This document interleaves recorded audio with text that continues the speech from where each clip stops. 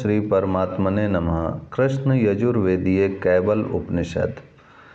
महर्षि आश्वलायन भगवान प्रजापति ब्रह्मा जी के पास विधि पूर्वक संविधा हाथ में लेकर गए और बोले, भगवान सदा संत जनों के द्वारा परिसेवित अत्यंत गोप्य तथा अतिशय श्रेष्ठ उस ब्रह्म विद्या का मुझे उपदेश कीजिए, जिसके द्वारा विद्वान लोग शीघ्र ही सारे पापों को नष्ट करके परात्पर पुरुष पर ब्रह्म को प्राप्त होते हैं।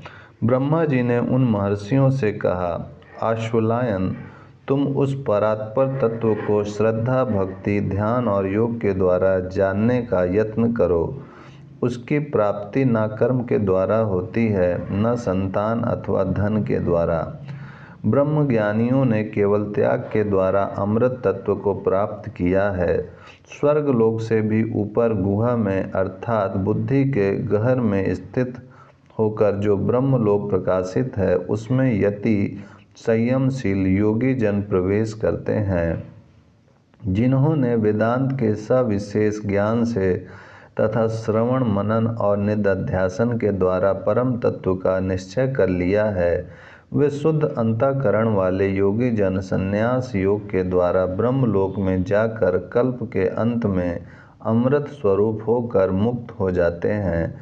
स्नान आदि से शुद्ध होने के अनंतर निरंजन स्थान में सुख से बैठकर ग्रीवा, सिर और शरीर को सीधे रखकर सारी इंद्रियों का निरोध करके भक्ति पूर्वक अपने गुरु को प्रणाम करके संन्यास आश्रम में स्थित योगी लोग अपने हृदय कमल में रजोगुण रहित विशुद्ध दुख शोकातीत आत्म तत्व का विशद रूप से चिंतन करते हैं।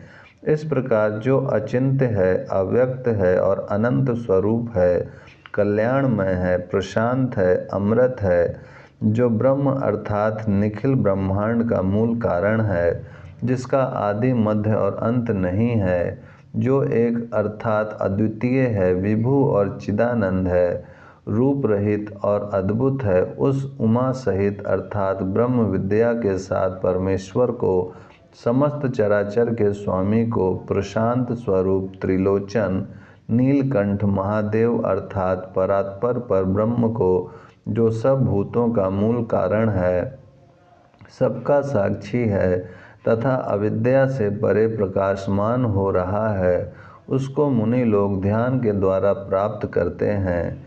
वही ब्रह्मा है, वही शिव है, वही इंद्र है, वही अक्षर अविनाशी परमात्मा है, वही विष्णु है, वही प्राण है, वही काल है, अग्नि है, वह चंद्रमा है। जो कुछ हो चुका है और जो भविष्य में होने वाला है, वह सब वही है। उस सनातन तत्व को जानकर प्राणी मृत्यु के परे चला जाता है। इसके अतिरिक्त मुक्ति का दूसरा कोई मार्ग नहीं है। जो आत्मा को सब भूतों में देखता है तथा सब भूतों को आत्मा में देखता है, वह पर ब्रह्म को प्राप्त करता है, दूसरे किसी उपाय से नहीं। आत्मा अंतःकरण को नीचे की अरणी तथा प्राण को ऊपर की अरणी बनाकर ज्ञानी जन ज्ञान रूपी मंथन के अभ्यास द्वारा संसार बंधन को नष्ट कर देते हैं, ज्ञान अग्नि में जला डालते हैं। वही प्राण माया के वश अत्यंत मोहग्रस्त होकर शरीर को ही अपना स्वरूप मान सब प्रकार के कर्मों को करता है। वही जागृत अवस्था में स्त्री, अन्न-पान आदि नाना प्रकार के भोगों को भोगता हुआ परितृप्त लाभ करता है। वही जीव स्वप्न अवस्था में अपनी माया से कल्पित जीवलोक में सुख दुख का भोक्ता बनता है और सुषुप्ति काल में सारे मायिक प्रपंच के विलीन होने पर वह तमोगुण से अभिभूत होकर सुख स्वरूप को प्राप्त होता है। पुनः जन्मांतरों के कर्मों की प्रेरणा से वह जीव सुषुप्ति से स्वप्न जगत में उतरता है और उसके बाद जागृत अवस्था में आता है। इस प्रकार स्थूल, सूक्ष्म और कारण शरीर रूपी तीन पुरों में जो जीव क्रीड़ा करता है, उसी से यह सारा प्रपंच वैचित्र उत्पन्न होता है। इस समस्त प्रपंच का आधार आनंद स्वरूप अखंड बोध है, जिसमें स्थूल, सूक्ष्म और कारण शरीर रूपी तीनों लय को प्राप्त होते हैं। इसी से प्राण उत्पन्न होता है, मन और सारी इंद्रियां उत्पन्न होती हैं। आकाश, वायु, अग्नि, जल और सारे विश्व को धारण करने वाली पृथ्वी उत्पन्न होती है। जो परब्रह्म सबका आत्मा है, समस्त कार्य कारण रूप विश्व का महान आयतन अर्थात आधार है, जो सूक्ष्म से सूक्ष्म है, अविनाशी है, वह तुम ही हो, तुम ही वह हो। जागृत, स्वप्न और सुषुप्ति आदि जो प्रपंच भासमान है, वह ब्रह्म स्वरूप है और वही मैं हूँ। यूँ जानकर जीव सारे बंधनों से मुक्त हो जाता है। तीनों धाम अर्थात जागृत, स्वप्न और सुषुप्ति में जो कुछ भोक्ता, भोग्य और भोग है, उनसे विलक्षण साक्षी चिन्मात्र स्वरूप सदाशिव मैं हूँ। मुझ में ही सब कुछ उत्पन्न हुआ है, मुझ में ही सब कुछ प्रतिष्ठित है, मुझ में ही सब लय को प्राप्त होता है। वह अद्वय ब्रह्म स्वरूप मैं ही हूँ। मैं अणु से भी अणु हूँ, इसी प्रकार मैं महान से भी महान हूँ।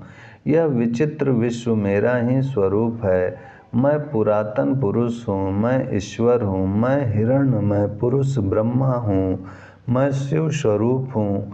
वह पाणिपाद विहीन अचिंत्य शक्ति पर ब्रह्म मैं हूँ। मैं नेत्रों के बिना देखता हूँ, कानों के बिना सुनता हूँ, बुद्धि आदि से पृथक होकर मैं ही जानता हूँ। मुझको जानने वाला कोई नहीं है। मैं सदा चित्त स्वरूप हूँ।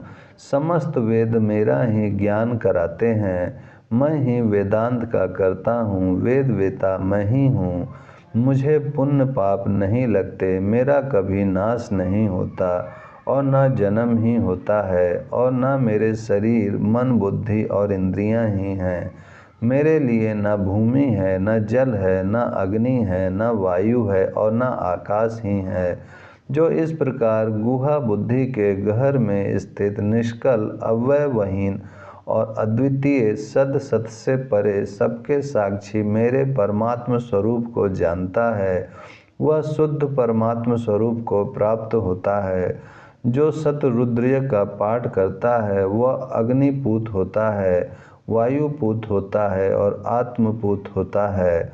सुरापान के दोष से छूट जाता है, ब्रह्म हत्या के दोष से मुक्त हो जाता है, वह स्वर्ण की चोरी के पाप से छूट जाता है, वह शुभ कर्मों से उद्धार पाता है, भगवान सदाशिव के आश्रित हो जाता है तथा अविमुक्त स्वरूप हो जाता है। अतएव जो आश्रम से अतीत हो गए हैं, उन परमहंसों को सदा सर्वदा अथवा कम से कम एक बार इसका पाठ अवश्य करना चाहिए। इससे उस ज्ञान की प्राप्ति होती है जो भव सागर का नाश कर देता है। इसलिए इसको इस प्रकार जानकर मनुष्य कैवल्य रूप मुक्ति को प्राप्त होता है, कैवल्य पद को प्राप्त होता है। कृष्ण यजुर्वेदीय कैवल्योपनिषद समाप्त। ओम शांति शांति शांति।